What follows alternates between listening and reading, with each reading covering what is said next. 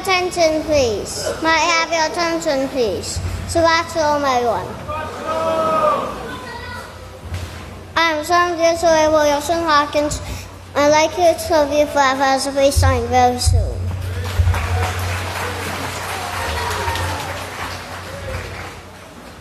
It's now time to start finding your seats for Sabbath services.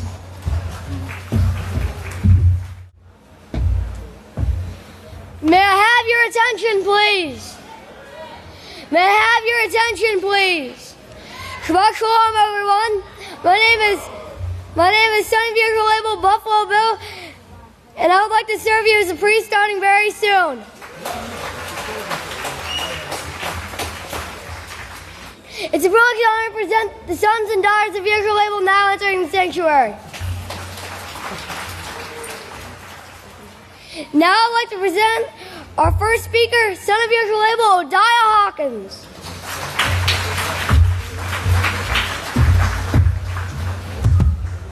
Shabbat Shalom, everyone. You may be seated. May the PCI be with each and every one of you.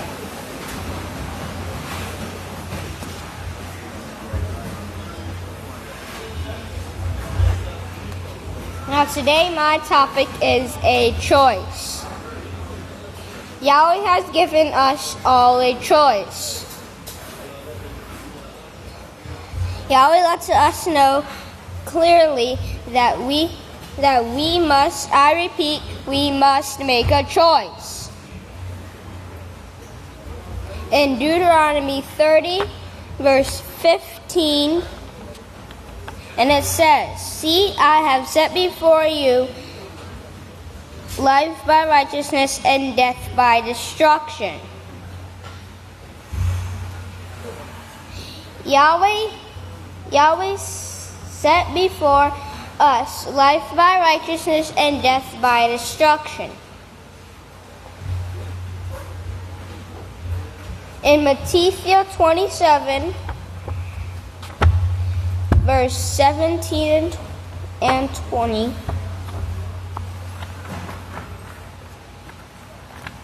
and it says, So they gathered together. Pilate said to the people, "Whom do you want me to release to you, Barabbas or Yeshua, who is called Messiah?" Let's jump up here to verse 20. But the chief priest and the elders asked for Barabbas. They should ask for Barabbas and destroy Yeshua. So we see the people was given a choice, Yeshua or Barabbas. Yeshua represents the way of peaceful living. Barabbas represents the way of death and destruction. They chose to destroy the peace. What do you see in the news today? Peaceful living or death and destruction? Yes, death and destruction. The way of life, what has been chosen for thousands of years from Cain until now. All the death and misery we see in the world today comes from mankind not choosing to always practice Yahweh's laws. Which will we choose when Satan presents her way in front of us? Yahweh wants us to always choose Him, because it is the only way which leads to life. The only way we could bring peace to all the world is to choose and keep and obey the laws of Yahweh. And praise Yahweh. in Deuteronomy 6, verse 25, it talks about choosing Yahweh and not to choose Satan. We, the house of Yahweh, must choose peace. We must seek peace, pursue it, and depart from evil and choose righteousness.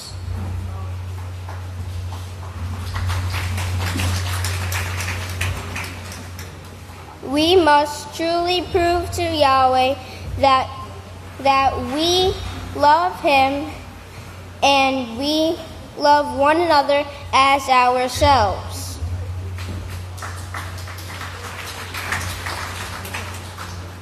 Yahweh's ways will turn the world from war, sickness, and suffering to peace, joy, and abundant living.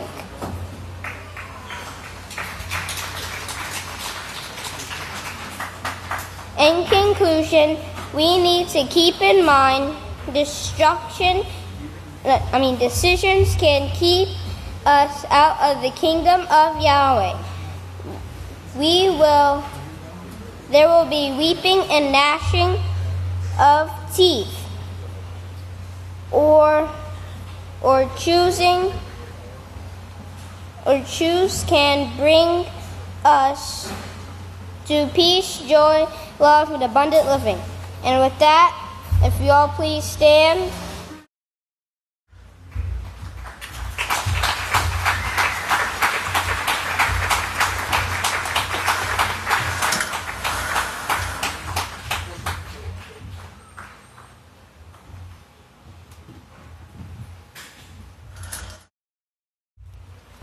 At this time, it's a privilege and honor to present to you son of Yisrayl, Deacon Abba Shalom. Shabbat Shalom, everyone. You may be seated. May the peace of Yahweh be with each and every one of you. Now, today in the world, we could see the whole world has gone the way of Cain. If you can be turning over to Genesis 4. This is where this way of Cain started. Genesis 4, and if you look at verse 8, it says, "Now Cain talked with his brother, and it came to pass when they were spread abroad that Cain rose up against Abel his brother and killed him." Look down at verse 14. And it says, "Surely you have driven me out of this day from the face of the ground. I shall not be seen by your face. I shall be a fugitive and a vagabond upon the earth. There shall be continual war, vengeance, and retaliation." And that's what we can see in the world today. Continual war, vengeance, and retaliation. So they strayed from Yahweh's laws and they went towards this way of Cain. It seems desirable. And so they went towards the way of Cain that's bringing forth this vengeance and retaliation. Now, today I'm going to show you what the way of Cain brings and what the way of Yahweh brings. Now, in the prophetic word, February 2015 prophetic word, on page 27, or actually 29, says, "After moving to Rome, they changed their names to Catholic, which means universal, showing they worship Satan and all the other gods. They are evil like the gods," Genesis 3:5, "doing away with Yahweh's laws of righteousness, which is iniquity. For over 1,500 years, they refused to allow the book of Yahweh to be used." Okay, so they refused the book of Yahweh. It says, verses 33 and 34 of Matthew 24 show that Yeshua was speaking of the last generation of rebellion, iniquity, sin, and evil, like the gods, the war, fighting, and murder. And verse 7 shows the hatred that we see all over the world today. Verses 21 and 22 show that hatred, along with the sickness, disease, and war in this time period, will be the worst in the history of mankind. Then skipping down a little bit, it says, there was never peace because the Catholics reject Yahweh's laws of peace. Okay, that's why the way of Cain is here, because they reject the laws of peace. But this is an example of the way of Cain. I have an article here. It says 3 cops caught on tape brutally beating an unarmed Michigan man with no apparent provocation. Okay, and it says it's Floyd on January 28. Floyd Dent was arrested in Inkster, Michigan, and he was charged with resisting arrest and much more charges. It says a video of Dent's arrest released today reveals a more disturbing picture. It shows Dent being dragged from his car, placed in a chokehold, and struck 16 times in the head. He was also tasered 3 times. And then another article here says the 4th domestic violence shooting in one day. Okay, and that was in Memphis, Tennessee. So that's what the way of Cain brings. As continual war, vengeance, and retaliation. Now in the book of Yisrayl, the 13th book of Yisrayl, part 2, chapter 15, verse 68, it says, "Now if you remember that Abel and Cain, the first works, 1, the Catholic Church, that was Cain. The reason I say that, all the world has gone the way of Cain, and that's led by the Catholic Church. Cain was the first leader of the Catholic Church. Cain is the first leader of the Catholic Church." And skipping down a little bit, it says, "They remove his name from the scriptures and they deny his laws, so that we don't have to follow his laws. They kick the laws aside." Now, in the first book of Yisrayl, chapter 32, verse 13, it says, "People do not realize what occurs in the food affects them. There is a contamination of the cattle, the beef, the goats they eat, and it's getting in the vegetables too. The vegetables are raised in certain places, and they are contaminated. The parasites that can get in them affect the mind, and they bring forth the way of Cain." And then in the 11th book of Yisrayl, part 2, chapter 20, verse 34, says, "All the world," Yahweh says here, "has gone the way of Cain. They're downcast. The turmoil and the violence among them, among all the nations, the uproars that are taking place all around the world, all over the world." And then in the 11th book of Yisrayl, part 1, chapter 3, verse 53, it says, "So the whole world has gone the way of Cain. And as a result of not believing the prophets, if they had believed the prophets, then they would not be deceived." Remember, Yeshua said, if you'd believe Moshe, then you'd also believe in me, believe in Yeshua. So, because Moshe talked about Yeshua, he taught of Yeshua. So if they'd believe in the prophets, then they would believe in the laws, because the prophets actually taught Yahweh's 613 laws that bring peace. Now, in the March 2015 prophetic word, page 10, says more clearly the way of Cain. It says this is speaking of the whole world today. The way of Cain means the religious acts followed by Cain, Balaam, and Korah, which were acts of rebellion against the righteous laws that would against the 613 righteous laws that would produce in mankind healthy minds. A healthy mind produces joyous reasoning, void of confusion, joyous attitudes in relationships and activities. The righteous laws the whole world is rejecting at this time would bring peace between the nations. Those righteous laws are the only way to bring peace. Breaking them, as Cain, Balaam, and Korah, is a sure way to continue a war. And then Yada 1:11, it says, "Woe to them, for they have gone the way of Cain, they have run greedily in the air of Balaam for reward, and have perished in the rebellion of Korah." So, since they reject these righteous laws here, these 10 commandments, these laws that Putin said, these laws that we can all live with, since they have rejected them, they have the way of Cain. They have gone the way of Cain, and they have they have continual war, vengeance, and retaliation. Now, this is what the way of Yahweh brings. This is what it brings, right here. True rejoicing. True rejoicing, it brings a healthy mind, body, and attitude, peace, joy, and love, and eternal life, and much, much more. Okay, so which way do we want to choose? Yahweh gives us a choice. I'm going to turn over to Deuteronomy. Deuteronomy 30, verse 15. It says, "See that I have set before you this day life by righteousness and death by destruction. And it that I command you this day to love Yahweh your Father by walking in all his ways, by keeping his laws, his statutes, and his judgments, so that you may live and multiply, and so that Yahweh your Father may bless you in the land in which you go in to possess." Okay, so keep the laws of Yahweh. Practice this way of Yahweh, and with that we will be blessed. So choose life. That's how we'll choose life. We practice the laws of Yahweh, and we don't stray from Yahweh's way.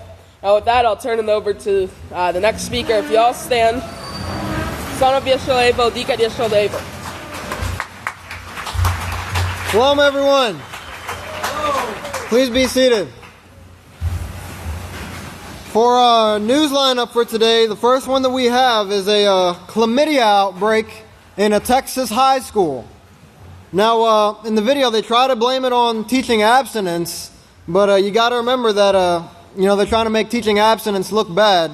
But teaching abstinence isn't going to cause chlamydia. What's causing chlamydia is the society, the preachers, the teachers that teach the society are teaching that Yahweh's laws are done away with, which would prevent these diseases and sicknesses from spreading. The second video that we have is a doctor. After he was declared Ebola free, then all of a sudden it comes back and crops up in his eye. And he has Ebola in his eye. And these are things that the doctors didn't expect at first.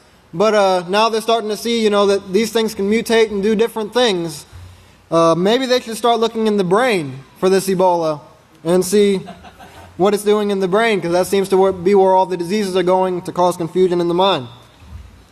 Next, we have some severe weather and earthquakes in the Texas and Oklahoma area. And something I want you to notice here is that, these people are working so hard to try and enjoy this lifestyle that's been given to them by this system here, this system. And they're trying to gain these riches and enjoy this lustful lifestyle. But this same lifestyle that they're partaking in is what's bringing these natural disasters and these curses that's destroying what they're working so hard to achieve. So it's a vicious cycle that they're caught up in. But you should think back to what Satan told Eve. You're not going to surely die. Yet, Satan's goal is to destroy mankind and to destroy earth and to destroy Yahweh's plan. So these consequences, these curses are going to come as a result of sin. And they are coming. Next we have Lake Mead drying up, and they got to have this water to grow their food, but it's drying up. This is all caused by sin. Remember, the preachers are teaching this way, and it's causing these curses. And then lastly we have the wars that are taking place. Syria had another chemical attack of chlorine gas. Also, Turkey and the U.S. are joining together to send military in to train these people that are opposing the Syrian government. They're signing these agreements to make peace through war. Of course, we know that it's not going to work. The U.S. is also sending military training to Ukraine. They're following the beast. The scripture in Revelation said, who can make war with the beast? So they're following this beast here. Saudi Arabia also conducting more airstrikes and bombing into Yemen. And there's one in particular that you'll see they're calling a tactical nuclear strike. And they're also using cluster bombs, which were also outlawed. But remember that all this is under the authority of the beast. The beast, this Roman Catholic Church. They're trying to make peace through war and peace through force. If you're not going to follow our religion, then we're going to kill you. And it's that simple. But, this is the way of Constantine that's been brought out from Satan from ever since, they turned from Yahweh. This is the way of Cain, continual war, as we see in Yada 1 verse 11, as the great son of Yisrayl just brought out. So if you'll go ahead and play the news video. Pay close attention. What you're about to see is Bible prophecy being fulfilled.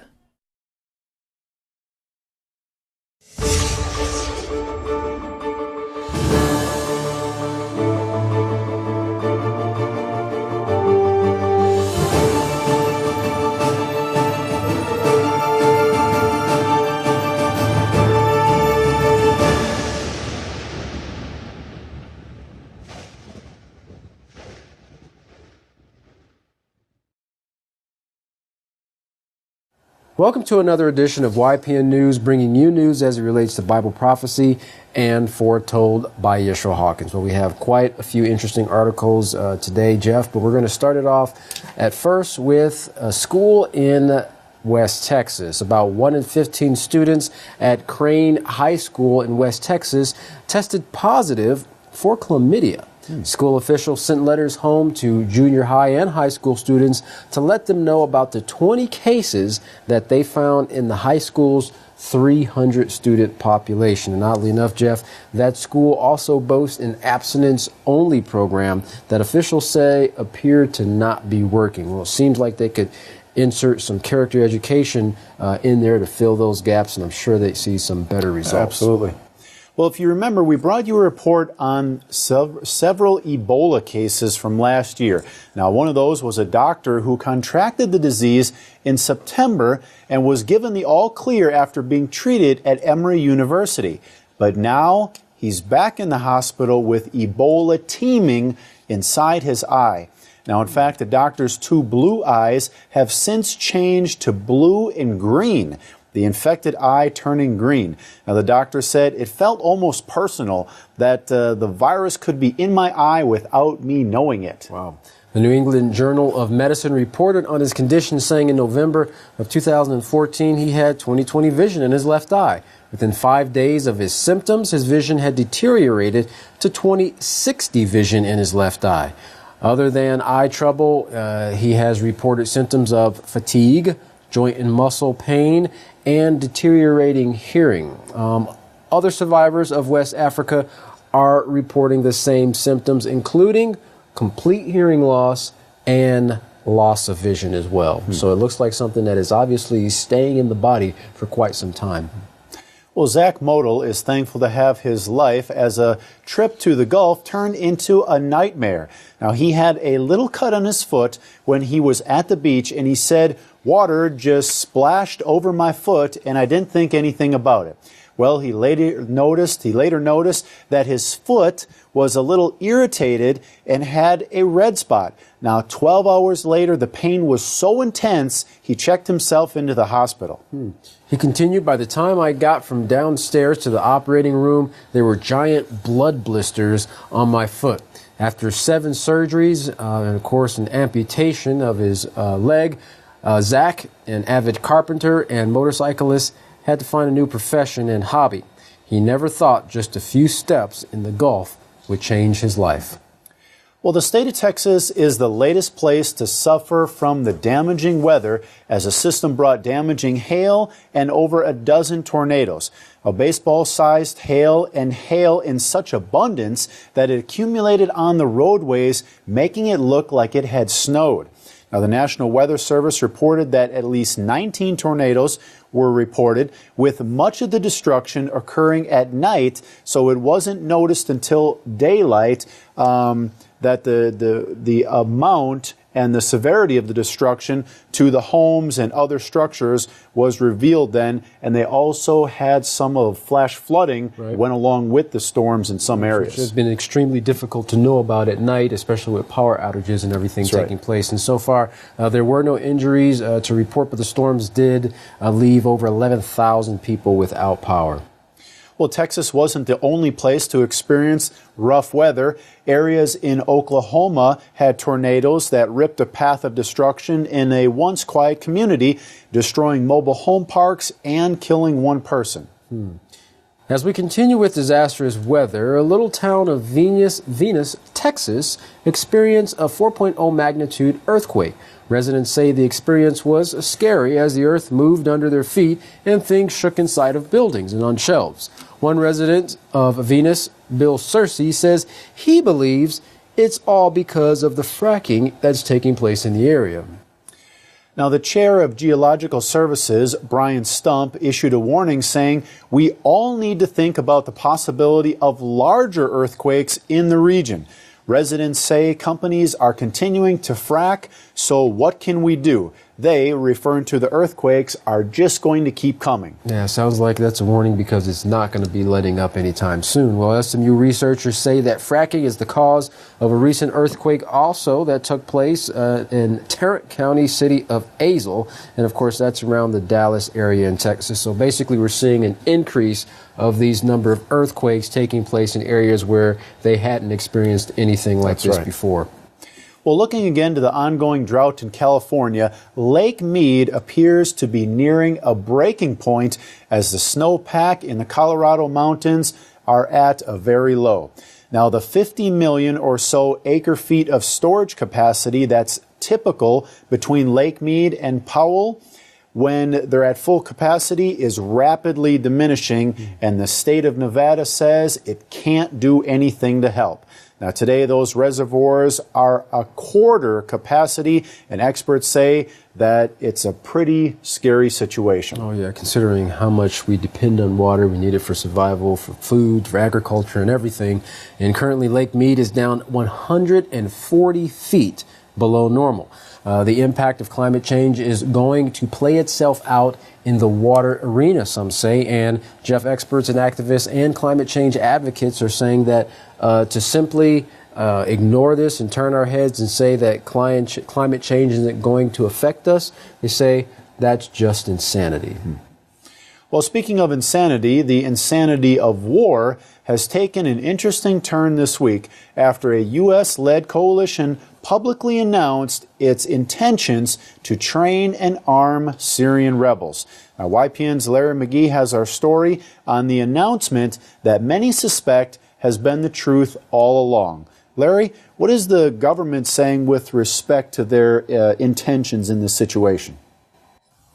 According to Secretary of Defense Ashton Carter, the recent move to train Syrian seditionists, which is actually a part of a $500 million plan hatched by the Pentagon last fall, is allegedly being implemented as a part of a critical and complex strategy to combat the rising threat of ISIS. The chessboard of the Middle East is increasingly becoming a confused, entangled web of such strategies. Since the Vatican's move against Syria some 4 years ago, humanitarian groups report 200,000 lives have been consumed in the uproar, with 4 million having been scattered to various regions. To intensify things yet further, Saudi Arabia, led of course by the family of Saud, has teamed up with Turkey and pledged to funnel petro funds and logistical support to the insurgents of the Syrian revolt, which many may recall was spoken of years earlier as a planned event by the late Catholic historian and writer Malachi Martin.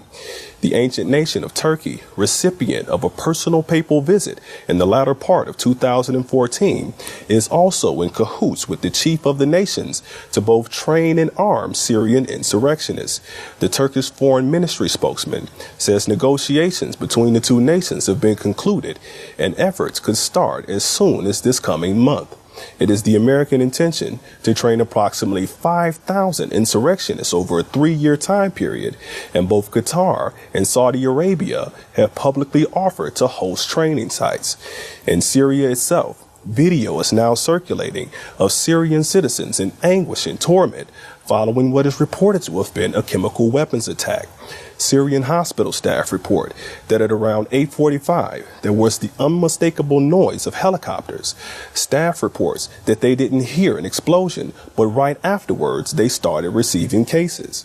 The victim's symptoms included eye and nose irritation, as well as breathlessness, and the suspicion is that the agent responsible was more than likely chlorine gas. For YPN News, I'm Larry McGee. Katan Jeff, back to you. Now, it does seem like the United States is branching out and has their fingers in a little bit of every area throughout the world. Absolutely.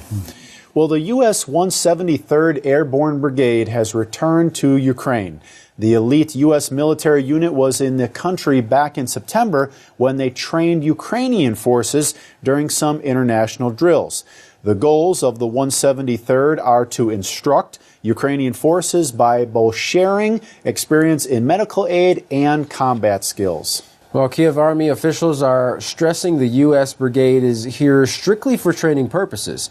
It is noteworthy to mention the elite group is the United States' key strategic response force for Europe.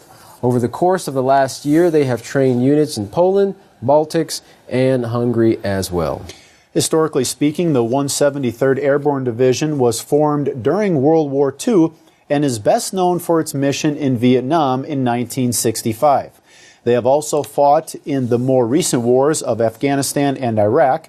Now, Russia's foreign ministry criticized the deployment of American paratroopers in Ukraine, saying it contradicts the Minsk Agreement, which outlines the peace process for the country.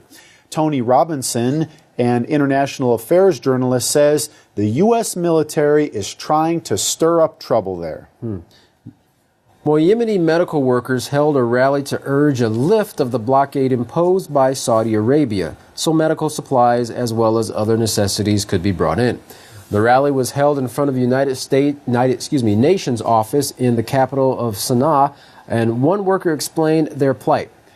He said, "We have come here to the UN office to call on the UN Secretary General to put an end to this genocide war against Yemenis.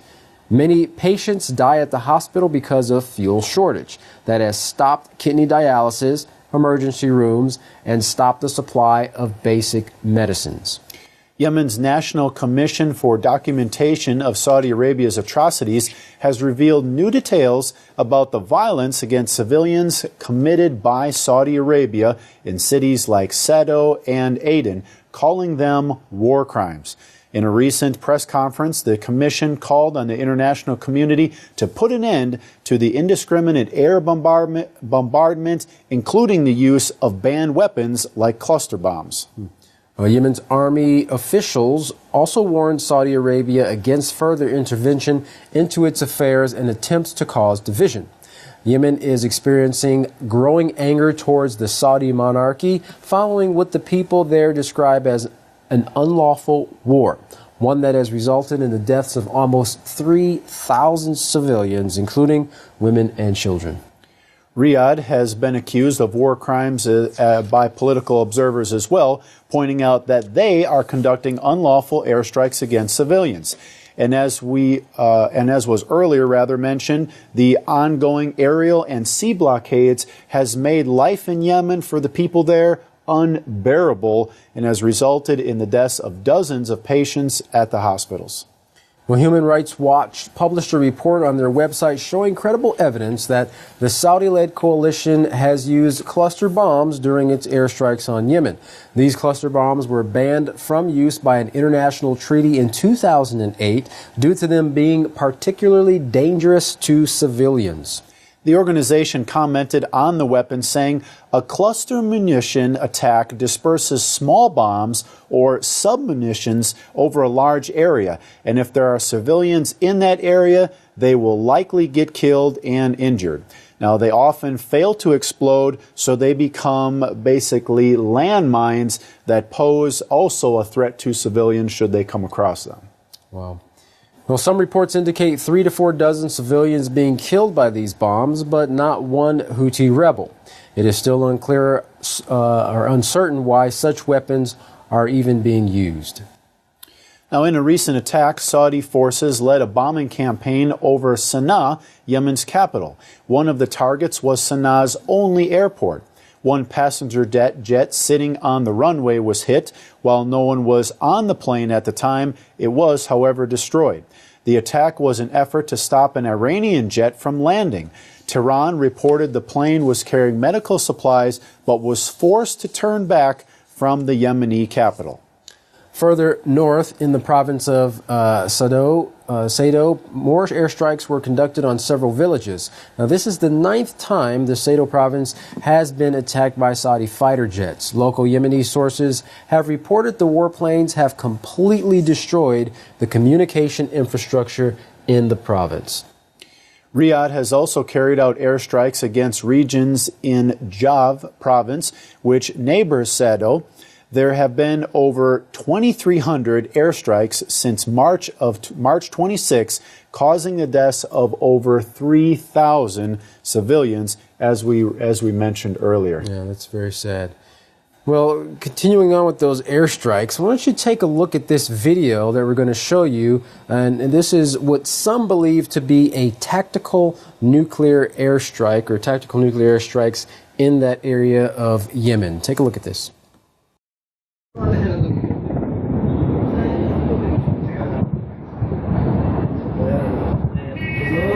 Allahu Akbar.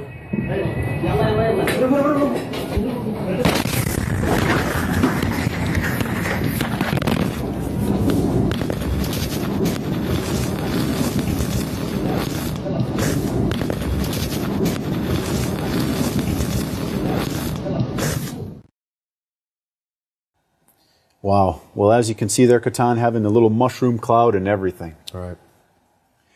Yemeni officials are now saying there have been at least 20 Saudi-led coalition troops seen on the ground and more on their way. The officials say a reconnaissance force landed in the embattled port city of Aden.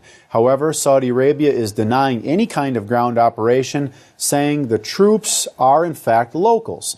Well, 150,000 Saudi troops have been mobilized along the Yemen border.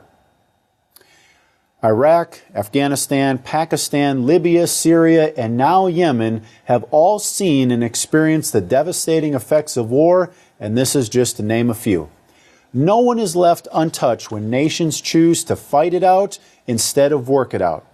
Well, Yisrayl Hawkins of the House of Yahweh has said war only produces more war, vengeance and retaliation, death and destruction.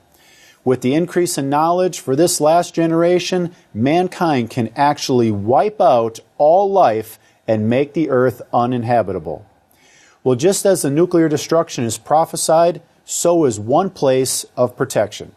Order your Prophetic Word magazine and monthly newsletter today and find out where that place is. Here's how. To contact the House of Yahweh, you can write them at the House of Yahweh, P.O. Box 2498, Abilene, Texas 79604. You can call them at 1-800-613-9494 or visit them on any of their websites, www.yahweh.com, www.yisraelhawkins.com, or www.yahwehsbranch.com. You can email them at info@yahweh.com, and for any calls outside the United States, please call the number on your screen. Well, don't go anywhere. Up next, another exciting message from Yisrayl Hawkins. From all of us here at YPN News, I'm Jeffrey Heimerman. And I'm Katan Alexander. Thanks for watching.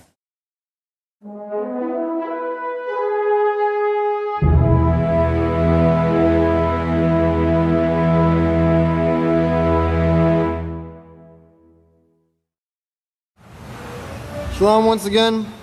Now notice you can't even, the world tries to get away from their problems. You can't even go to the beach and get away from your problems, because when you go back home, it comes back and bites you right in the leg.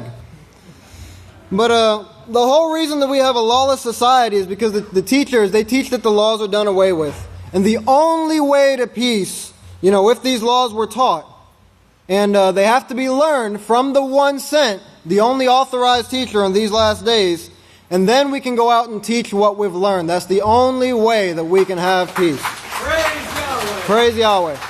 But you're all already standing, so I'd like to turn it over to the great Kahan Benjamin Krause Hawkins. Shabbat Shalom, great saints of Yahweh. May the peace of Yahweh be with each and every one of you. You may be seated. Wonderful Sabbath day, wonderful people, greatest people on earth. Okay, title of my speech today, my sermon is 1962 Revisited, The Rainbow Bombs. Okay, we got an exciting lineup for you here today. Pastor mentioned last week in the great Kahan Ilya Heiler last week in the news spoke about these rainbow bombs, something that was called rainbow bombs. And what's interesting is this goes way back, again, to the beginning of the opposing of Babylon when this took place. And we're going to see about a 12-minute video of these things. But first I need to do a little bit of preliminary information. And I'm reading an article entitled, "A Very Scary Light Show, Exploding H-Bombs in Space." H-bombs would be hydrogen bombs. It says, and I'm just going to read pertinent portions here. It says, back in the summer of 1962, the U.S. blew up a hydrogen bomb in outer space, some 250 miles above the Pacific Ocean. It was a weapons test, but one that created a man-made light show that has never been equaled, and hopefully never will. In Honolulu, the explosions were front-page news, and the headline said, "Nuclear blast tonight may be dazzling. Good view likely," said the Honolulu Advertiser. Hotels held what they called rainbow bomb parties on rooftops and verandas. When the bomb burst, people told of blackouts and strange electrical malfunctions, like garage doors opening and closing on their own. So this created a lot of havoc. Continuing. Now, if you're wondering why anybody would deliberately detonate an H-bomb in space, the answer comes from a conversation we had with science historian James Fleming of Colby College. Quote, "Well, I think a good entry point to the story is May 1st, 1958, when James Van Allen, the space scientist, stands in front of the National Academy in Washington, D.C., and announces they've just discovered something new about the planet Earth. Van Allen described how the Earth is surrounded by belts of high-energy particles, mainly protons and electrons, that are held in place by the magnetic fields. Today, these radiation belts are called Van Allen belts, named after the man who discovered them. Now comes the surprise. Quote, while looking through the Van Allen papers at the University of Iowa to prepare a Van Allen biography, Fleming discovered that the very same day after the press conference, Van Allen agreed with the military to get involved with a project to set off an atomic bomb in the magnetosphere to see if they could disrupt it. Huh? Speaking of the way of Cain, right? Now, discover it, then blow it up. Listen to this. The plan was to send rockets hundreds of miles up, higher than the Earth's atmosphere, and then detonate nuclear weapons to see, A, if H-bomb radiation would make it harder to see what was up there, like incoming Russian missiles. B, if an explosion would do any damage to objects nearby, like satellites and such. Sputnik, which the Russians had put up, the first satellite. They Sputniked the USA, and the USA was very upset, okay, that they got up there first. C, if the Van Allen belts would move a blast down the bands to an earthly target. Now, what they wanted to see if they could make the Van Allen belt move down like over Moscow and blow it up. This is crazy, but this is what they were doing. It says, if the Van Allen belts would move a blast down the bands to an earthly target like Moscow, and most peculiar, they wanted to see if a man-made explosion might alter the natural shape of the belts. Now, going on, he says, the scientific basis for these proposals is not clear. Fleming's trying to figure out if Van Allen had any theoretical reason to suppose the military could use the Van Allen belts to attack a hostile nation. He supposes that at the height of the Cold War, the most pressing argument for a military experiment was, if we don't do it, the Russians will. In any case, says the science history professor, this is the first occasion I've ever discovered where someone discovered something and immediately decided to blow it up the same day. Now, in 1962, July 9th, 1962, now they did some prior experiments called Operation Argus, A-R-G-U-S, you can read about it. It's declassified now, 1958-59, where they blew up some atomic bombs in the atmosphere, but those were babies. They had similar effects like they thought they would have, but they didn't have the effect that this one I'm about to tell you codenamed Starfish Prime. This was the operation. It was on July 9th, 1962. Codenamed Starfish Prime by the military. It literally created an artificial extension of the Van Allen belt. Now, this, I want you to watch. I'm going to show you this video, and I want you to understand that this H-bomb that was exploded in the atmosphere on July 9th, 1962, was the equivalent of 1,000 times more powerful than the Hiroshima bomb. Do you understand the implications of that? 1,000 times more powerful in the atmosphere. Now, without any further delay, I'm going to go ahead and play the video. Pay close attention, because it starts out showing you the genesis of rocket technology. And by the way, this is not by any means an exhaustive study of what's going on, because a lot was going on before this that led up to this. Rocket technology that they were trying to develop, and so on and so forth. Remember the tit-for-tat video in the peaceful solution, each one trying to get one up on the other? Okay, so pay close attention, and please take notes. If you could play the video, please. On January 31st, 1958, the Army's Jupiter-C successfully launches Explorer 1 into orbit, the first United States artificial satellite. Explorer 1 makes an unexpected scientific discovery. The satellite detects a belt of charged electrical particles trapped within the magnetic fields surrounding the Earth. The belts are named after project leader Dr. James A. Van Allen. Energy, radiating from the sun, becomes trapped in the magnetic pull of the Earth. This band of high-intensity radiation extends from 500 miles to as much as 40,000 miles above the Earth. During periods of extreme solar activity, the quantity of this captured radiation rises in the Van Allen belt. Occasionally, these high-energy particles leak into the atmosphere at the geomagnetic poles, resulting in colorful and mysterious auroras. Recalling the disturbance caused by the Argus tests, the reaction within the world scientific community is negative toward the so-called rainbow bombs. Rainbow bombs. Rainbow bombs. Starfish Prime, the first test in the Fishbowl series, lifts off from Johnston Island atop a Thor missile.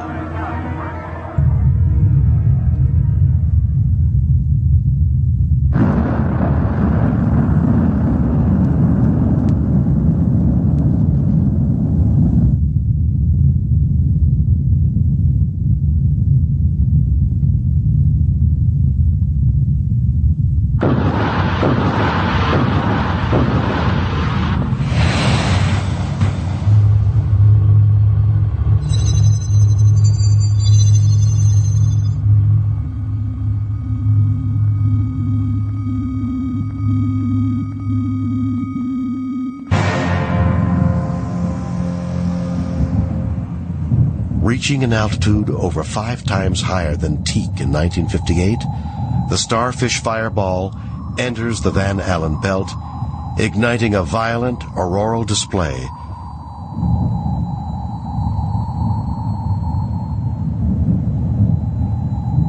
The bomb's electromagnetic pulse effect is pronounced in Hawaii, causing blown fuses and radar blackouts throughout the Hawaiian Islands. A shower of highly charged radiation spreads rapidly into the regions of near space frequently traveled by Earth's artificial satellites. Good evening. We made a last-minute change of plans tonight, and the second test of Telstar, our worldwide... French television officials transmitting through their ground station are going to transmit a special telecast. This achievement, which is another first on our conquest of space. And the part of today's press conference being relayed by the Telstar communications satellite, viewers across the Atlantic. There it is. Telstar 1, the Earth's first telecommunications satellite, launched one day after Starfish, is damaged by the intense radiation belt and ceases to transmit 7 months later. Beginning 3.5 days after Starfish, a British scientific satellite, a Navy navigational satellite, and research satellite ceased to transmit. So, how about the names of those rockets, huh? Thor and Jupiter and Nike Zeus and Atlas and, because that's all man knows, right? Is the ways of the gods, the ways of war. Matter of fact, I pulled this out for you so you could kind of see where that word Thor came from, but it's Thor is from the god Thor. It's where we get our name Thursday, the day Thursday, Thor's Day. Also, I remember when I was in prison, they used to give prisoners what they called Thorazine to keep them quiet, right? I guess, the ways of war are everywhere, aren't they? Now, remember, this was in 1962. I had to cut out of there because I didn't have a lot of time to show a lot of video, but leading all the way up through the Cuban Missile Crisis, on the very days the Cuban Missile Crisis was taking place, they were sending bombs up into the atmosphere, trying to scare each other. And they actually came close to launching nukes against each other because they thought, they didn't know they were tests at times. Now, they were doing this all the way up through November 1st of 1962, and that's when they started talking about a test ban treaty, a moratorium on exploding nuclear weapons in space. Remember, they had already blown up all of the Pacific Atoll Islands at that time. They did hundreds of experiments in the atmosphere before they finally said, we need to stop doing this. Now, remember, this was in the Pacific, over the Pacific, and if you remember the sermons given on that before, the word Pacific means tending to make peace. It also means peaceful, peacemaking, and calm. And Honolulu, remember, they were having rainbow parties on the verandas. Watching these things, Honolulu, remember, meant port of calm. Port of calm. Keep these things in your mind. Write these things down. You're going to see how everything that's been brought up to this point all ties together and fits like a hand in a glove. But if you're not writing it down, if you're not paying attention and you're thinking, there he goes with those numbers again, there he goes with those definitions again, you're fooling yourself. Yahweh is trying to show you, he's bringing this, it's just think of it as paint by numbers. You ever done paint by numbers before? Where you paint in a little bit on one number and the picture gets a little clearer till you get it all, right? Think of it like that. Now, this test was conducted, the thermonuclear test was conducted on 7/9/62, so I looked that up. And it means security, genuine or false. Abundance, peace, peaceably, prosperity, quietness. Now remember though, it refers to both false peace and true peace. In fact, it gives you some scriptures down here. Daniel 8:25, where it says, "In his hand, and he shall greatly magnify himself in his heart, and by peace shall destroy many." So you see that false peace. You also gives you Daniel 11:21, where he says he comes in and he takes the kingdoms by flattery. He shall come in peaceably. Remember, there's two types of peace. There's true peace and false peace. It also comes from word number 7961. So I went ahead and looked that up for you. It means to be quiet or at ease, and it also means to deceive. To deceive. And ease, negligent, prosper, to be quiet and at ease. Remember, the world's been deceived with these nuclear weapons. You remember what Revelation said about them being deceived by this power, this fire coming down from heaven that they thought was going to save them? No one will attack us now. We're going to live in peace and safety, and no one will try anything against us. Well,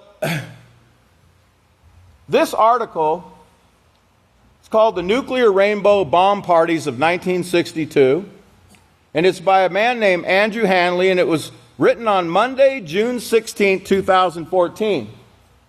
And he goes on to tell about the rainbow bomb parties and how crazy this whole thing was and how they tried to destroy the earth. You know, they did these things without knowing what would take place. They were willing to destroy the whole earth. They didn't care. It's just like when they blew up the first atomic bomb at at a Trinity site in 1945, July 16th, 1945. They had bets going, the scientists. Some were betting it's going to blow up the whole atmosphere and we're all going to die. Some were saying, it won't be that bad. But they were actually willing to risk. That's called risk-taking behavior, right? Don't you think these guys could have used some peaceful solution classes? So they could learn not to be engaging in this kind of foolishness? But now remember, this was written on June 16, 2014. Does that ring a bell? Well, let me remind you. Y'all remember this picture? The moon bow? Everybody remember this? Where you have a pastor here, you can see him right here, and you have the donkey here, and the rainbow, the moon bow over him. Does everybody remember where that was taken? Yeah, in the same place where they were having the moon bow parties, right? And they were celebrating war, because that's what they've been taught. But now the interesting thing is, and I'll show you here if I can blow it up, June 17, 2014 is when this was seen, the day after this man wrote this article. In fact, just hours after he wrote this article. Did anyone here know about rainbow parties and bombs exploding? No. We didn't know till our greatest teacher in the world clued us in. Now, remember, now, I gave a sermon on the 25th, and it was regarding the number 13, number 26, number 39. That was just a couple weeks ago. Remember? Does everybody remember? Okay. That afternoon, now this ties into the bow. I'll show you how. That afternoon, I was sitting in a workshop, and we're working out of the second book, or the 8th book of Israel, part 2, persecuted but not forsaken. And one of the great deacons, great musical deacons, came to me, actually doctor, and he said, Kahan, you're not going to believe this. He says, chapter 26 talks about the prophet Yana that Pastor talked about today. And Zebulun and all the things he talked about in that sermon were in this very chapter. Chapter 26. And this is from the 8th book of Israel, part 2, 12:608, which adds to 17, by the way. And I'm going to read you verse 61 of that sermon. Hey, by the way, I told you as soon as you get off the stage, you always remember something that you should have said. The phone number here, the 1-800-613-9494. Well, 9494, what does that add up to? 26, right? 613 Yahweh. So it'd be easy to remember, right? It's also Yod, Hey, Wah, Hey on your telephone, right? And by the way, Pastor said that was not planned. Okay, they didn't ask for that number. Imagine that. So in this sermon, in verse 61 on page 281, he says, the father of Yana, he was a native of a town called Gath Hefer. Gath Hefer, it means wine press or digging. And we find this in Yeshua 19:13. It was a town of Zebulun. I've harped on Zebulun for months now to get you to get to that in your mind, because it and Issachar, if you could remember it like that, Issachar, that's the way it's pronounced. They did a great work. And remember, in Zebulun, they saw that great light. They were the ones who saw the light, who saw the prophecies. They made the prophecy of Yeshua, but they also made the prophecy of the House of Yahweh in these last days. And I'm going to encourage you right now, because I can't go through all this. You need to read chapter 26, 27, 28, ending the book, and then go into the 9th book, part 1, and read that first chapter, and you'll get a bunch of information on Yana, Zebulun, and everything Pastor's wanting you to study. Okay? Oh, by the way, speaking of Yana, hopefully none of you are out there yawning right now. Or you're in the land of Nod. Hopefully everybody's awake. Okay? This picture was just handed to me this morning by our great overseer. Now, this is... I didn't tell him what I was going to talk about today, by the way. I did not. I didn't tell him everything that I was going to speak of. But this is a picture that was taken in the ocean. And by the way, whoever sent this to our great overseer, could you please contact the North office? He doesn't know where we're trying to locate who it came from. This is a picture of a whale out in the ocean. And above the blowhole, it looks like he's blowing, how they have that little hole on top and they blow water out of the spout. Well, look what appeared. Pastor, let me zoom in on it. It's going to be hard to see. I didn't really have much time but Pastor is right here in this area right here. And he's actually looks like he's weeping over that whale or something, okay? Look at that. It's a clear sky, right? That's not even where a cloud should be, is it? It's like right over the water. But that water coming up out of that spout actually formed that cloud with Pastor's face. And we'll try to get you a better image. But there's Pastor's face right in here. And he's looking down at the whale and he's weeping. Y'all remember what Yana was swallowed by? That great fish? Okay? Keep that in your mind. That's just part of this puzzle. But I was going to talk about the bow. The bow. Turn to Revelation chapter 6. Revelation chapter 6. And let's look at verse 2. Now the way you can remember this is, when did they conduct this thermonuclear explosion? The rainbow? 1962. So let's look at 6:2. Says, and I looked, and behold, a white horse, and he who sat on it had a bow and a crown, and it was given to him, and he went out conquering and to conquer. Conquering and to conquer. Does that sound like peace? You know, we're given a bow too. Yahweh has a bow. But is it to conquer and subdue people with? To rule over them ruthlessly, as we see in the world?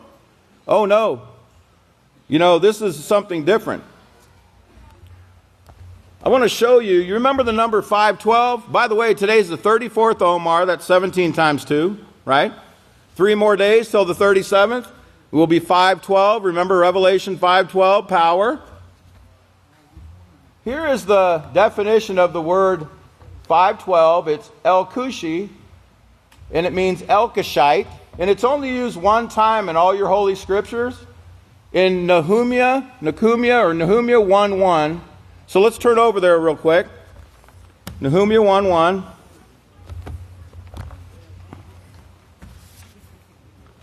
I'll give you a page number as soon as I find it. It's on page 708. Let's read just the first verse. And it says, the prophecy of doom, burden on Nineveh. The book of the vision of Nehemiah, the Elkashite. The Elkashite. Now what does that mean, Elkashite? What could that mean? Well, you know, it's a mystery, they say. Here's let me zoom out on this. This is from Elkashite meaning etymology online. And it says the name Elkashite in the Bible, it says the Elkashite occurs only once in the Bible and is a bit of a mystery. It's ascribed to Nahum, the Elkashite, or who wrote the book of Nahum or Nehemiah, and who technically denotes someone from Elkosh. But there's no place called Elkosh mentioned in the Bible. But there is a town called Capernaum. Capernaum. Y'all remember that name? If you go back and read chapter 26, you'll read all about Capernaum. And Capernaum means village of Nahum or Nehemiah. Okay? That same person. Now, Interestingly enough, you go through about 10 pages of research, and at the very end, here's what they say Elkoshite means. It means, they say God, of course. My what? Bow. Now let me give you a little better definition, because we know God is not our bow, right? God is the bow of the ones that blew up that thermonuclear weapon, right? The god Thor and Jupiter and name them who you will. Satan is the one behind this thing. Here's a deeper meaning of that word Elkoshite. Let me read this to you. It says, a native of Elkosh, or let me start up here. It says, my bow is God. And then it says, a native of Elkosh, Nehemiah 1:1. It's the only place you can find it. And it means my defense, might, power. A bow represents the power of the will to act and to order the consciousness, or my willingness to do Yahweh's will is the result of the activity of the Spirit in my consciousness, or the Spirit that I've downloaded into my cranium, right? Called the laws of Yahweh. Remember what the prophet Zechariah was told? Not by might, not by power, but by what? My Spirit, says Yahweh of hosts. And what is Yahweh's Spirit? Yochanan 6:63, Romans 7:14. Remember these things. Get them in your mind. Yahweh's Spirit is His power. You know, that's what they showed you, the power they have, the power that the world has. That is as far as they can go right there. That nuclear bomb, that's as far as they can go. You know where we're going? You cannot even, with that, what they did with that bomb, that power, that so-called power they had, is not even a fraction. Not even a grain of sand in the seashore compared to what Yahweh's going to give to those who overcome. Now the prophet Nehemiah, he's called a minor prophet. I guess he was under 18. Now remember, a lot of those guys were under 18 when Yeshua met them. Read the sermons. Yeshua, he watched them grow up. He didn't just say, hey, come follow me, guys, you two guys over there fishing. He trained them. He watched them. Okay? There was a school of the prophets in the land of Zebulun, in Capernaum. Turn over to Matthew real quick, chapter 4. Matthew chapter 4. I'm almost done. You can hear a buffalo stampede going on over here. Just about done. It says, 4:12. Now when Yeshua had heard that Yochanan the Immerser had been put in prison, he withdrew into Galilee. Remember Galilee, in the north. Then leaving Nazareth, he went and lived in Capernaum, by the sea, in the territory of Zebulun and Naphtali, to fulfill what was spoken through the prophet Isaiah, saying, the land of Zebulun and the land of Naphtali, by the way of the sea, beyond Jordan, and Galilee of the nations, or the Gentiles. The people who walked in darkness have seen a great light. Look at verse 17. This is very important for you to understand. From that time, when he moved to Capernaum, okay, remember Nehemiah and the bow. I'm not going to be able to get into all this today, but just keep this in your mind. The bow of Yahweh and the bow of Satan, okay? It says, from that time, Yeshua began to preach and say, repent, for the kingdom of Yahweh is at hand. He began to look to the work he was doing and the last day's work, because he knew he was not going to finish the work at that time. He knew he was going to sit at the right hand of Yahweh and be our high priest, and so on and so forth, and that this would be accomplished in the last days by the greatest teacher in the world, the great Kahan Ishmael Abel Hawkins. Now I have one more thing to show you. The word Capernaum, it means Nahum's village, and it's on the northern shore of the Sea of Galilee. Keep all these things in your mind. I know it's a lot of information, but you know, Yahweh's really opening up this understanding through the last day's witness. The secrets of Yahweh are only revealed at the house of Yahweh. You can get them no other place. Keep coming, it works. May Yahweh bless you, and if you'd all please stand. You can only dream of doing this. It is my honor and privilege to present to you the greatest teacher on the face of the earth, the great Kohan Yisrayl Hawkins. Shalom, everyone.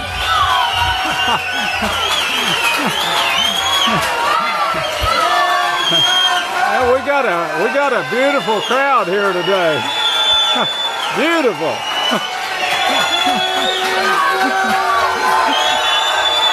Praise Yahweh.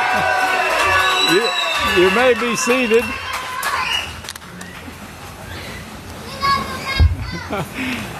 May the peace of Yahweh be with each and every one of you. There is a lot more on this. You really need to try to learn it. Now we've got the prosmosphere that coincides with this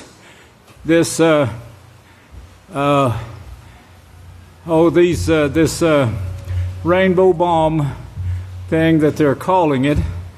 Our microbiologists will be teaching that because it also help you to understand.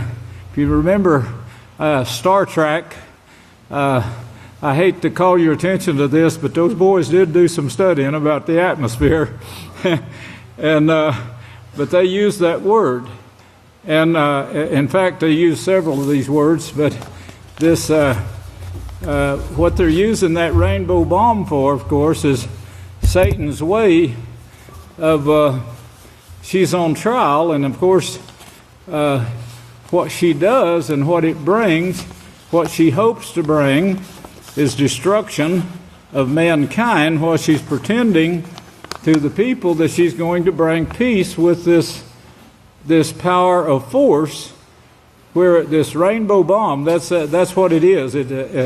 When they exploded that tactical nuclear weapon, they were in hopes. If you look at this picture right here,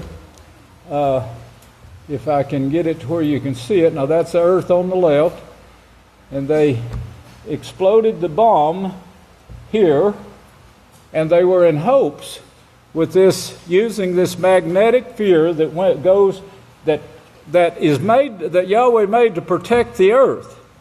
That she was actually in hopes of destroying the earth right then and there, but it didn't work. They couldn't do it. But our team, the American team and Russia's team, were trying to use this to set off a bomb in their country. It comes up, the power comes up, and is taken by the gravity shield that shields this earth, and comes back down on the other side of the earth, where they could actually direct it and destroy nations with it, without them even knowing where it came from. See, this thing that to be thinking is coming from heaven, which it would have been. There's no telling how much damage they did to the earth at that time. But anyway, the great Kohan Benjamin Krause Hawkins, he's going to be bringing you more on that, along with studies in the school, because I want our young priests to learn this, but I want everybody to learn it. It's I've got gobs of stuff that has got to be covered on this subject, and then you will understand how the atmosphere works, as they learned a great deal about it when they exploded that bomb. But their rainbow, that created a rainbow of 3 colors. The rainbow that Yahweh gives us is 4 colors. Praise Yahweh. And that rainbow of 4 colors is to bring peace, perfect peace, throughout all eternity. It's not just, and it won't be brought as he just brought out. It won't be brought with force. It's going to be brought in love, and the love that is shown in Yahweh by keeping Yahweh's laws. You know, if you love your neighbor, you won't steal from him. If you love the house of Yahweh, you won't steal from the house of Yahweh. I remember one of the prophets spoke of that. They sent me a colored picture of now that's what's going on in their world. Remember that. It's being brought forth by, of course, the religious leader. This is a colored picture of what I showed you last week. If you look at the bottom, it's pretty well crowded right there. And I forgot how many 100,000 people viewed this. And of course, it plainly says there on the big sign, the ultimate showdown. You're going to have to remember this. I've been telling you about the showdown. And of course, I've been leading up to it because you've got to understand a gob of stuff, a gob of scriptures, history, and so forth before you can understand and that we're actually seeing this played out. We're part of it. We're playing it. The only thing we're not playing, we're sincere. The Pope is playing. He's horrified right now, but he's playing because it's come down to the big test. Satan knows this, and of course, I'll show you where she's wants to try to stop it. But the ultimate showdown of righteousness versus evil being played out now, says Yisrayl Hawkins. And the people are reading it, and of course, here's one that says Ultimate Showdown. This was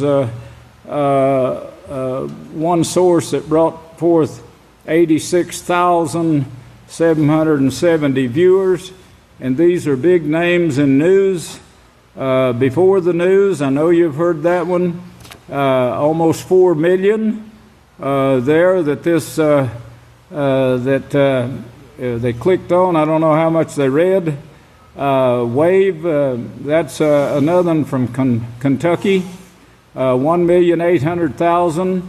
One from Lufkin, Texas, and Tyler, Texas. Getting pretty close to home here. I understand they got some signs, billboards down that way that says Yahweh on them too. That one went out. Yeah, went out to 1,885,000 already. Another one from Las Vegas, Nevada. You just saw that place is drying up. And that one is 1,231,000. Maybe they'll start taking this prophecy here and running with it. And here's the big one from several viewers, including the overseas, that we're reaching this with. The ultimate showdown, 17,661,000. Let us reach the children. That one is climbing rapidly now, 922,123.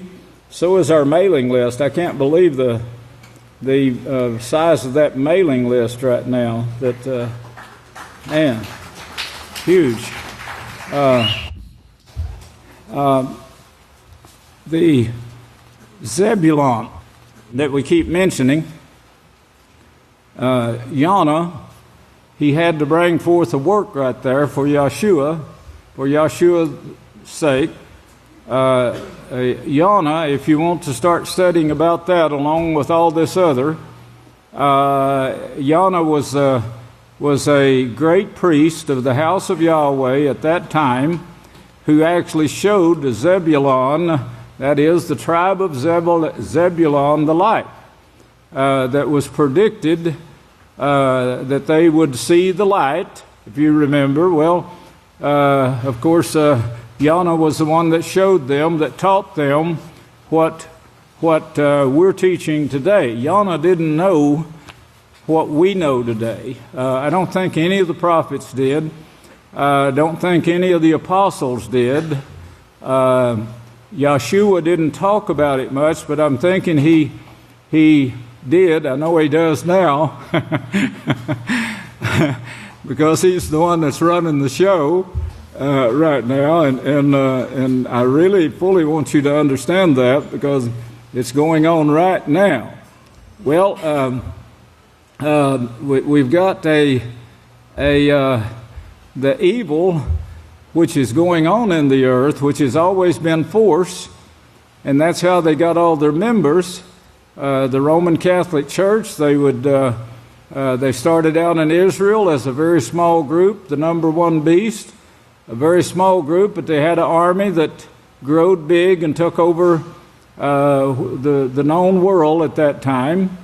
And then it became another one, a second one, which was even stronger, then a third one, and then it came into the fourth section that where Yahweh allowed there to be a vicious horn. That's a religion. The horns are religions, 10 of them. But this one had this great mouth that opposed Yahweh. Well, of course, we're opposing Babylon. We're opposing him right now. And this horn and the 10 horns are all shown in Revelation 17 to be that city that sits on 7 hills. Now, you ought to, that part of it should be pretty much familiar to you at this time. And of course, that is the one that Satan is using to battle, make war against Yeshua, and of course against those who are with him, those who follow with him, those who Yahweh says are righteous saints who keep the laws of Yahweh and have the testimony of Yeshua. And that's the reason we're with him. At this time now, we're just seeing the little teeter-totter of the Roman Catholic Church, who stood strong for years, but the strength wouldn't stay. As Daniel said, it's like clay mixed with iron. Clay can't hold together with iron. And he described that beast fully. Well, their own members, I brought this last week, but I want to read it to you again to familiarize yourself with what we're fighting, what's fighting against us, that's fighting against or leading the whole world. And this is one of the things that shows that they're leading the world, and of course they're leading the world into God worship, the evil of the gods, as shown in Genesis 3 verse 5. Be like the gods, evil. And that's the tree, sits on 7 hills with 10 religions that was shown to begin with, and then the smaller horn or smaller religion that actually led the army and had the voicing part. That was the top of the crop. Well, the top of the crop is pushing war at this time, but he does it secretly, of course. You wouldn't know by what he says that he's pushing sodomy, but the man is pushing sodomy into all the schools, trying to get it into all the churches, all the schools. But now it's breaking down because there's this voice that's crying in the wilderness. And we're making a showing, and the people, this is his own people now, saying, we will not obey. We're not going to obey you any longer. Christian leaders threaten, these are the Christian leaders. Remember, that's the daughters of the great whore. That's what Revelation 17 shows them. Here's the sentence of the great whore and her daughters in Revelation 17.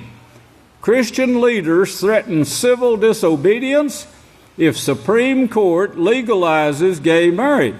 The Supreme Court itself is brought forth from I'll bring that out in writing. I'm bringing it out in a letter now. But the Supreme Court was brought from Rome, the Roman Empire, and of course it was set up here in America. And this is how they get their dirty work done. See, you select their people. Well, who introduces you to those people? People that they already have in office, and the ones they have in office are pushing these people and bragging on them, and they're bragging on themselves, of course, and they're secretly working, waiting for the place that the Pope wants to put them, or the Vatican. The Pope does very little, but the Vatican is the city. The whole city is built, geared, governed, trained for thousands of years to run this show right now. And of course, as Malachi Martin said, to destroy those who won't worship Mary. Well, you see the wars taking place now, and everyone knows now that it's a war of religion or religions, and they're trying to destroy everyone who will not submit to the Catholic Church. Malachi Martin says won't worship Mary. Everyone who will not worship Mary, but of course they mean submit to the Catholic Church, to the Pope, the Vatican, the city that sits on Seven Hill. Well, the Christians are threatening, this is one of the ways, bringing sodomy into all the schools, all the churches. They're pretty much there. When it went out on television this last year, and I guess it went before that, but it increased on television shows, and then they started bringing it out on the news, and you hardly ever see a bit of news 30 minutes long, but what you don't see some of this being advertised. Hollywood Minute, Follywood Minute. It's the idiocy of this world that is gullibly letting the Vatican push sodomy down their throats into the minds and hearts of the children, making them think this is the desirable way. And of course they're doing it. They've got it being taught. It's being taught in all the schools now in America. But now the Christian leaders are saying we're not going to stand for it anymore. We respectfully warn the Supreme Court not to cross that line. Pretty strong words here. Now, while there are many things we can endure, defying marriage is so fundamental to the natural order of the common good that this is the line we must draw, and one we cannot and will not cross the pledged state. He said that once same-sex marriage is elevated to the level of protected status, it will transform the face of society and will result in the beginning of the end of the Western civilization. Well, if you've seen what occurred to their armies and the leaders of those armies who were brought down with this very thing, they died of diseases in their own camps. And the way they spread it there was rape, of course, and that's the way they're spreading it in the army today, in the armed forces today. They're spreading it with rape, and of course it's going on in the schools. I don't know if we saw it. Did we see the one about chlamydia where they shut down the school today? Great. Praise Yahweh. Now this is just one. The others are keeping it secret, but it's throughout the world. These things are, but they shut down the school, and of course it's like a blind man groping in the dark for an answer here. Shut down the school. How's this going to help? Are they going to keep it shut down? Is this going to cure the boys and girls who all have chlamydia now? You know, I warned against this chlamydia, and I warned the doctors and scientists that this was a dangerous chlamydia. This was a dangerous STD because it causes lesions. Wherever this little bug goes, it cuts a pathway like a rut that a tar would cut in the mud. And this opens it up for every STD. If you've got the picture at this time, I'm explaining this in letters too, but the armies, like the great Roman army, now that fell because of STDs. And the leaders died, many of the men died. It became a ghost town, a ghost camp. We think of it as just a big ball of soldiers. It wasn't. It was more than that. It's almost like the United States today with its many camps, but every one of them had trouble. But to get this thing understood, like we see in Revelation 16, where it shows us the plagues that we're experiencing now that's going to grow to the worst ever. But before you can get a plague, it doesn't just come with the beginning of spilling blood on the land. It starts there.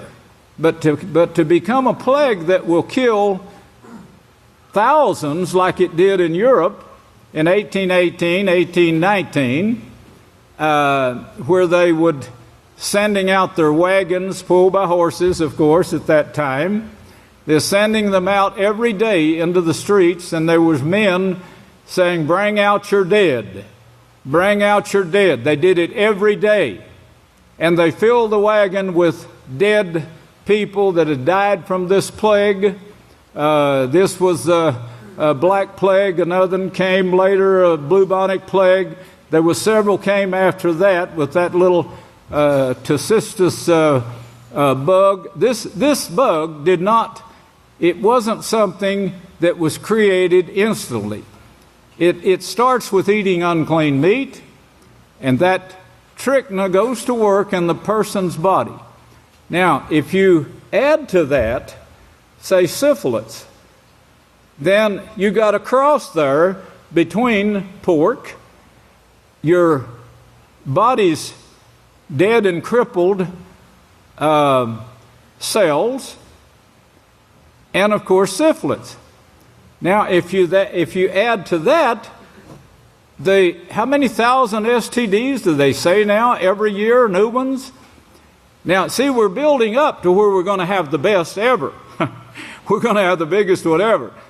But in the times of the Roman Empire, when they started getting sick and dying, they had been committing this, mixing sodomy with blood that cried out a curse, as is shown in the 4th chapter of Genesis with Cain. That started before that with pork, and there's no telling how many diseases went into Cain's body in just a short time that actually started causing him to be angry and hurtful and wanting to hurt someone else. If you got that problem, get rid of it. I told a man the other day, I saw him on a job, and I walked up to him and I said, "I love you, but if you'll take that sweater off and burn it, I will give you a new one. I'll buy you a new one that says Peaceful Solution." Well, on that sweater was a picture of a wolf's head with fangs sticking out like this. And of course, it's built for war, hatred.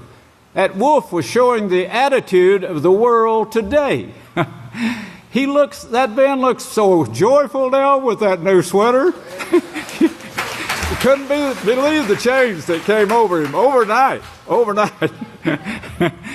Well, anyway, this is what Cain brought forth. But how did it come? It come by bits and pieces. And of course, today we have these thousands upon thousands of diseases. And now comes the bloodshed in Europe around the great river Euphrates, which started, by the way, if you still don't believe it, it was 2007 when this started. And our book is absolutely 100% correct on that date that was given in that book.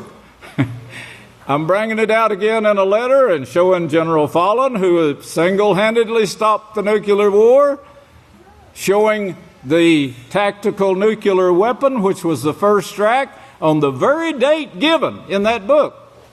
Very, very date given in Revelations. Yeah.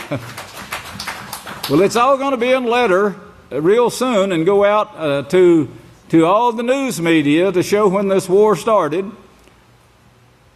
I called last night a few days ago for some research because I couldn't find Hillary Clinton's statement where she said, a war don't start with the dropping of the bomb. The war starts when there's an agreement signed to drop the bomb. Then after that, plans are made and so forth. Well, there is agreement made right now to bring forth the plagues of Revelation 16. And it's in the works. There's a prophecy made to that effect, and Yahweh is going to allow it to take place in your life. You're going to see this. In fact, we're living it right now. We're bringing forth the peaceful solution. That rainbow of ours is a peaceful solution. Their rainbow is destruction, stands for nothing but destruction. Well, this thing now that we're seeing that's going to bring forth these plagues, we've got all the diseases. We got millions, I think, of STDs now. It was an astronomical number that I saw just last week of the amount of new STDs that actually new ones every year. The thousands, but I can't remember the number, but I'll try to get it and read it to you. But we've got these STDs, we've got the unclean meat going to all the soldiers, to all the churches, all the people. They're born with it. When the children here go to the army, they're set up for this plague right then. But then they send them, some of them, to this place where they pick up more of this and add into their body and add to these microorganisms, making new microorganisms inside their bodies, and they're ready to kill. If you notice some of them in Iraq, there was one man that went out on a shooting spree, and he just killed everything he saw, men, women, and children. Well, I don't know what they did with the man. They should have, by their standards, they should have given him a medal of honor, like the Pope is wanting to do. This is another objection. He's wanting to deify another person, another Pope, that killed millions of people, and everyone knows this. And of course, they're objecting to it, but that's his big thing right now. He probably won't do it because there's too many objections, and he likes to carry the majority of the vote before he passes a law. And that's the way democracy is. Well, the Supreme Court is set up that way, much like your body is, and it's overloaded right now with the evil, like the bodies of the world is. So they send them to where the slaughter is. So here is the blood now, the blood that is also mixed with a suitable amount of microorganisms. And when the two get together, they start forming this plague that you see, or plagues that you see in Revelation 16. Now, those is what the Savior said was going to be the worst ever in the history of mankind. If you read about the past plagues and you think about this being the worst ever, you can see a pretty bad picture being painted, a scenario that we can stand on the side and watch and actually be protected from this. Yes, Yahweh knows how to protect His people, and He knows that we're His people because we appear before Him practicing His laws. Well, now the Christians, on the other hand, are bucking up against this Supreme Court's decision, which came to the Supreme Court via the Roman Empire that sits on 7 hills. Gender becomes pointless, they said, when government adopts same-sex marriage. Dodson said the legalization of same-sex marriage could fracture the nation.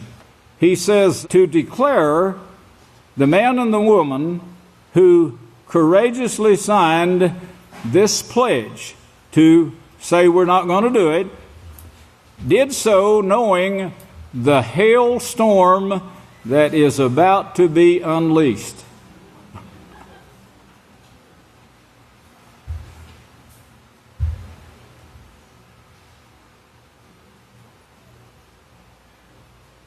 And an Oregon bakery is facing a $135,000 fine for refusing to make cakes for a lesbian wedding, and a Washington state florist faces fines for refusing to participate in a gay wedding.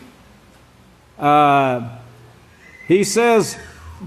says, there's no doubt that the LGBT, that's lesbian, they call them gays, they used to be called queers, gays, they used to be called dogs in Genesis.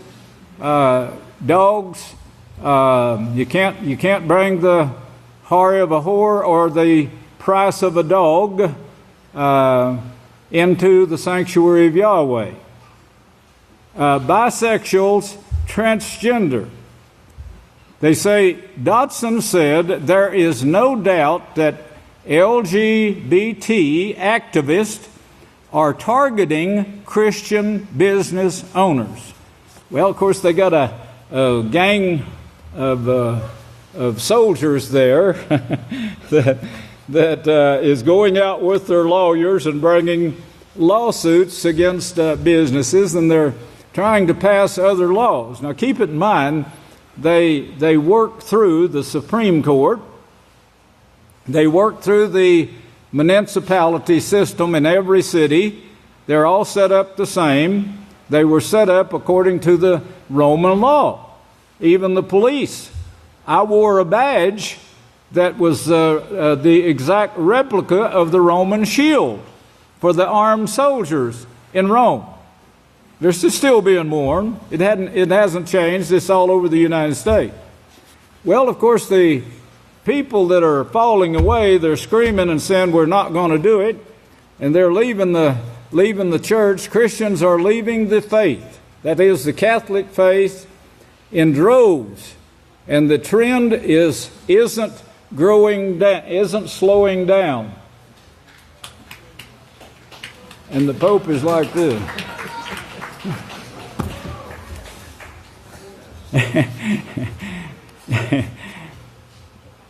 Now, at the same time, we have Christian leaders.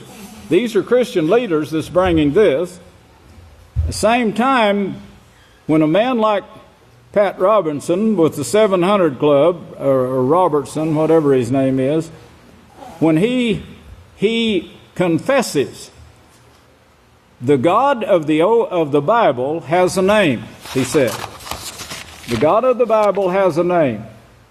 But the God of Bible has a name.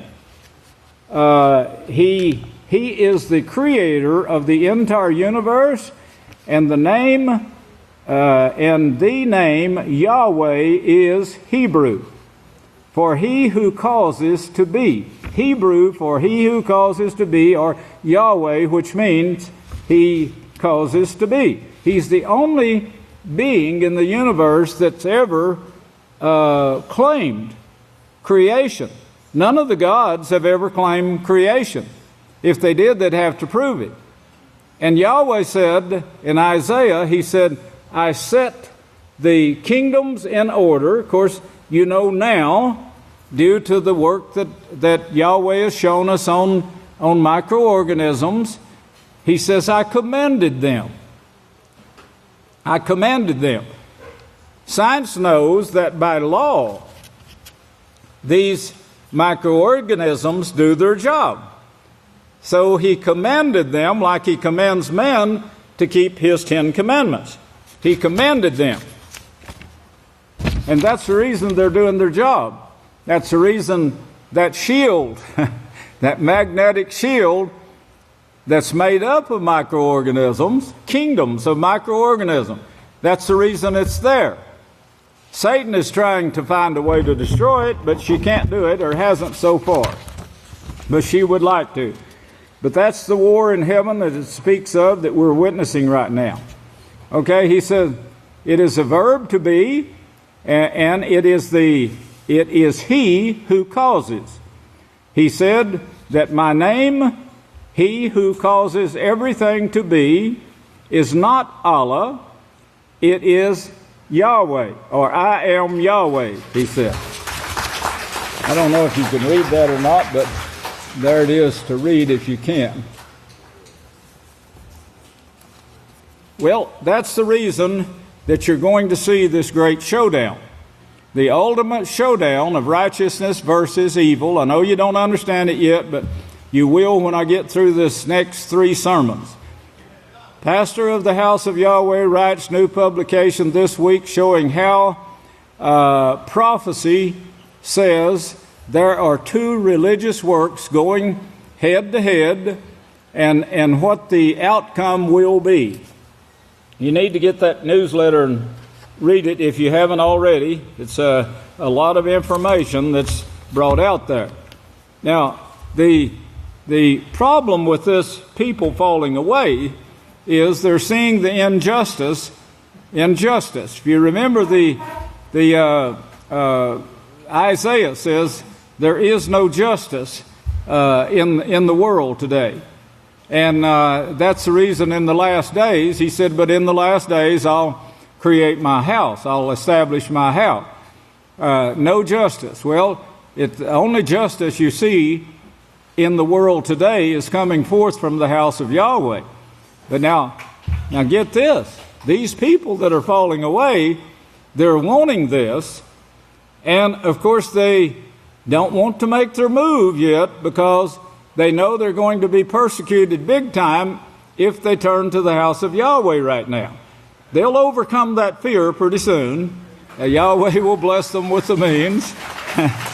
But right now you see the iniquity and the injustice brought forth by iniquity. You see this in the Supreme Court that's making these decisions. First, to put sodomy in the schools. Well, before that, what did they do?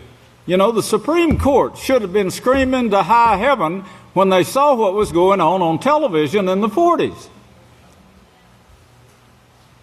When the television sets came out in the 40s, and Satan was allowed to go into every home and started advertising the bodies of mankind to create lust. But that wasn't her ultimate plan. Her ultimate plan was to create STDs that would destroy the human body, destroy the mind, get the mind to where it can't think. And now, here recently, now the Supreme Court, who's the one who said no marijuana, and now it's saying marijuana? Oh, yeah. And, of course, the babies are being born now with defects that they know is caused by marijuana, by the parents smoking marijuana. But, of course, they're hooked on it and they can't quit. Well, the democracy of the beastly system. Now, if you just look at it and study it just a little bit, you'll see they put these men in office that's supposed to represent the majority of the people. But they don't. And once you get them in office, like the man, as I noticed a commercial on the news the other day, he had an advertisement, and he was advertising, I think he's wanting to run for mayor or city position of some kind, maybe the Chamber of Commerce or something like that. But he was out there patching holes in the streets. And he said, are you fed up with the city, and these holes in the street that you can't get fixed, and you're tearing your car up and causing your tires to go flat and all of this? Well, vote for me. As if he can go in there and single-handedly get all these holes patched in the street. Well, if you know anything about democracy, you'll know that he's just one voice in many. And like Barack Obama, who wanted to close down Guantanamo Bay. Is Guantanamo still in operation, yes or no? It sure is. And President Obama, who truly wanted to do this, he said, well, if you know anything about government, you know that the president has a say, but he doesn't have all the say. So no matter who's in the president's office, no matter who's in the Pope's office, it's all run the same. They tell the Pope what to do. And then if he doesn't want to do it, then they start bringing things like, if you notice what occurred to Rick Perry when he put down one of their organizations. Did you see? Everybody see that? Well, why wasn't those charges ever brought before? You know, they save them till the right time.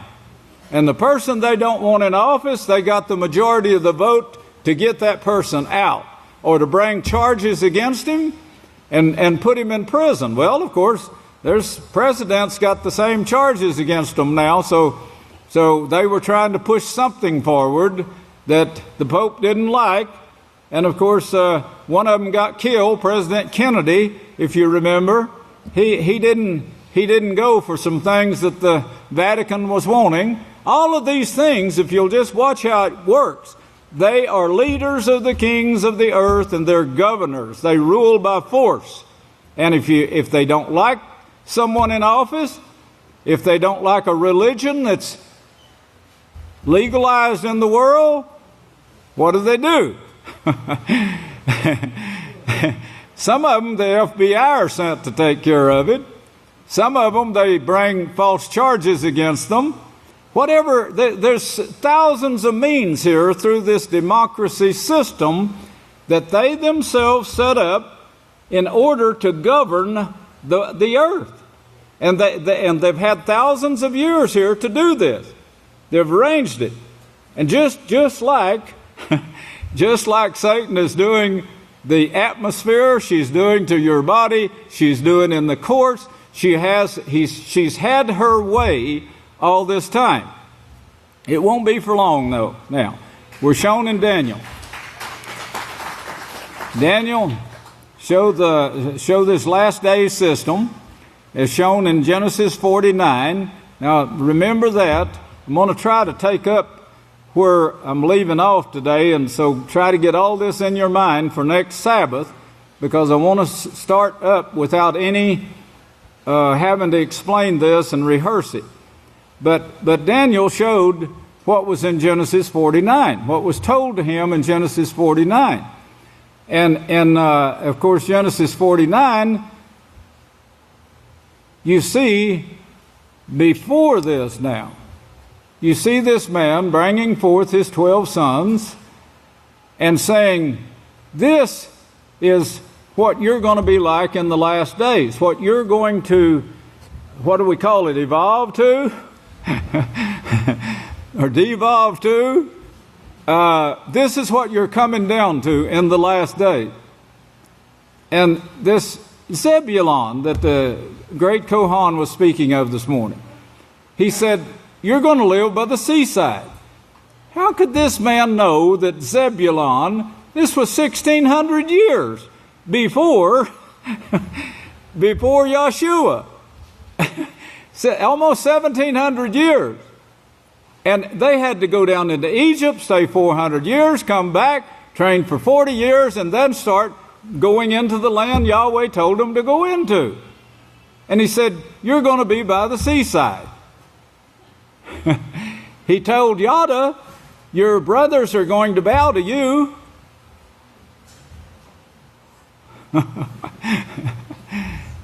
How could he know that? Well, they were, and then he said, you're going to be the lawgiver.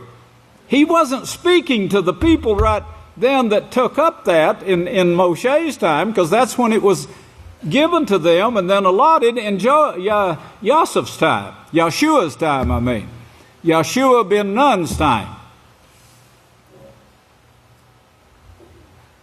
And yet this man was telling about it in Genesis 49. Well, think that one over. Anybody with a brain can figure out there's a higher power here that's leading this. Yasef, coat of many colors. You want to see part of it? Oh, the commentators have struggled over that one for years and years.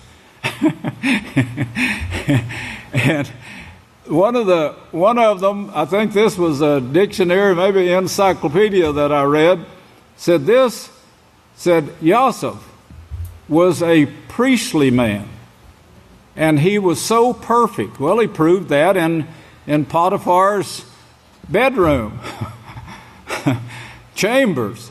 He proved that.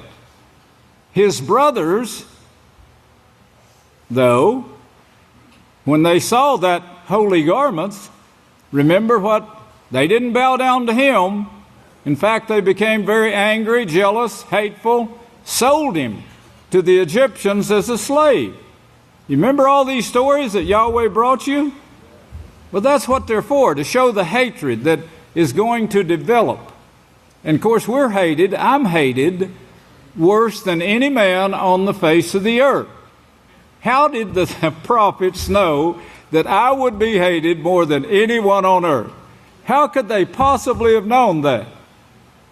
How could they possibly know that I would be standing by the side of Yahweh, the opposite side of Yahweh from Yeshua, and Yahweh was assigning us, the two of us, a job to oppose Babylon in these last days? That's what's taking place. The showdown is about to come. It's in progress right now. If you don't have those sermons, I tell you what you can do. There's a program out, a computer program out right now that you can get.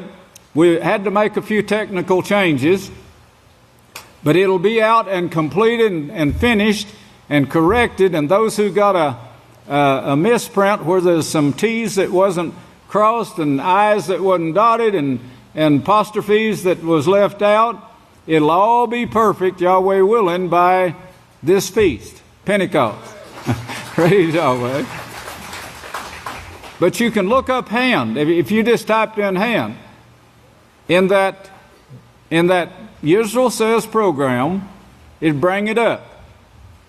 A few days ago, I said, I need this program, I need this article where Hillary Clinton said the bomb, the war don't start with the dropping of the bomb. It starts with the first plan being signed. And they go from there. Well, they looked and they couldn't find it. And I said, have you looked in the Yisrayl Says program? Because I know I mentioned it. 5 minutes later, they had it for me. 5 minutes. But it wasn't Hillary Clinton that said it. It was Condoleezza Rice. But the program had it right. I thought it was Hillary Clinton. That's my mind. See, when knowledge increased, it wasn't the mind up here that increased. It was the computer system. There was your increase in knowledge that started in 1934. The same year I was born, the same year the nuclear bomb was started. Remember? 1934. All of it together. 1934. Deny that? Why don't you? You can't deny it. Well, of course, Daniel shows the end of this. Genesis showed what it would be like. And then Daniel, a little further down, a few hundred years down, he shows how Yahweh was allowing this thing to take place. And then he says, I'm going, the people that's going to take over the nations of the world is not this beastly system, but it'll be the saints of the Most High. They're going to take over the world. And he said, then to buy another one, how's this going to come about? It starts with his plan, of course. His plan. In the beginning was the plan. Well, his plan is shown throughout the Holy Scriptures that we, the house of Yahweh, in this time period, and if I wasn't in it, I'd be begging to get in it. And I would take every minute of my time to study the past work of this house and see how beautiful this is, what Yahweh has put together to actually oppose Babylon. And we're doing it. We're chipping away at it right now. We're pulling its strings one at a time. And they're falling away. The people are waking up and falling away, leaving the Catholic Church. And pretty soon you're going to see them come over to us. That's what Yahweh said. They will come over to you, to the protected place. It will no longer be said, Yahweh liveth, who brought the children of Israel out of Egypt. But this is the last one.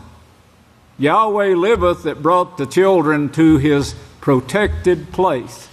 Well, this is it. May Yahweh bless you, and I'll turn the services back to the next leader. I love you.